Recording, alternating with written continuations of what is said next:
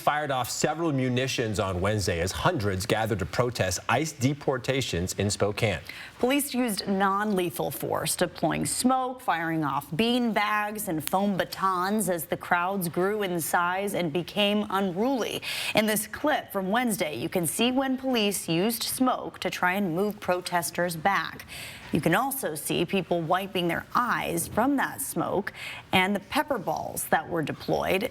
Jordan Smith met with the chief of police today to ask about the use of force in these situations. And Jordan, these are judgment calls made by individual officers.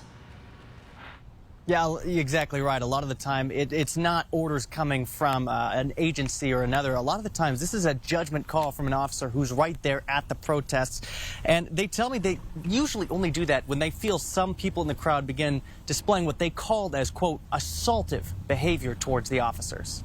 In the aftermath of the large protests unfolding Wednesday, questions have surfaced about how police arrive at the decision to use less than lethal force, especially at protests that remain mostly peaceful, as they did on Wednesday. When it comes to individual officers using a force of any kind to protect themselves or others, that's going to be completely on the individual officer. Police Chief Kevin Hall says that usually happens when police perceive members of the crowd to take part in what he calls assaultive behavior. Hall tells me that both the sheriff's office and Spokane police deployed less than lethal projectiles like beanbags and this foam baton our Mary Sheridan found while reporting on the protests. When an officer makes the decision to fire munition like this, they're automatically investigated to determine if force was necessary. It appears to me, at least from the Spokane Police Department side, all of those uses of force were justified. Though Chief Hall says those investigations are nowhere near complete.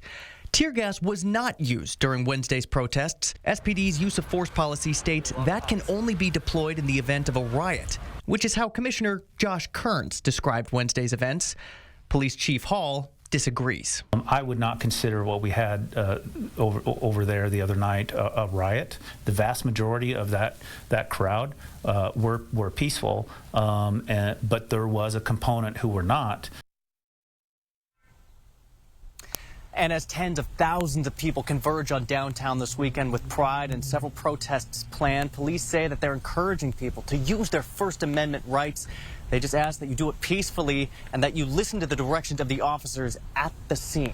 We'll be there all weekend long, and we'll have the latest updates as those protests and as Pride are underway. For now, reporting live outside of the courthouse, Jordan Smith, 4 News Now.